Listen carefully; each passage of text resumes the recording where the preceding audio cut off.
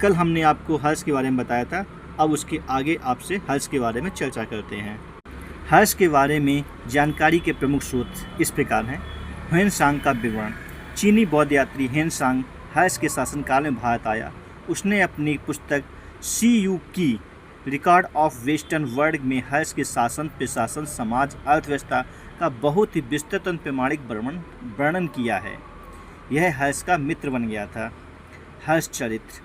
संस्कृत के महान विद्वान बाणभट्ट ने हर्ष की जीवनी हर्ष चरित्र लिखी। यह हर्ष के जीवन की घटनाओं का सुंदर साहित्यिक वर्णन है। मधुवन ताम्रपत्र या मधुवन अभिलेख। हर्ष का सबसे महत्वपूर्ण अभिलेख जिसमें उसकी उदार नीति और भूमि दान की जानकारी मिलती है। ऐसे ही अभिलेख बांसखेड़ा और सोनपत अभिलेख भी हैं। सिक्के। हर्ष के शासन काल के सोने और चांदी के सिक्के मिले हैं जिन पर श्री हर्ष लिखा है। इससे उसकी आर्थिक स्थिति की जानकारी मिलती है। हर्ष के शासनकाल का पतन। हर्ष की मृत्यु 647 ईस्वी में हो गई। उसका कोई उत्तराधिकारी नहीं था। उनकी मृत्यु के साथ ही उनका विशाल साम्राज्य टूट गया। उत्तर भारत एक बार फिर छोटे छोटे राज्यों में बंट गया और अराजकता फैल गई।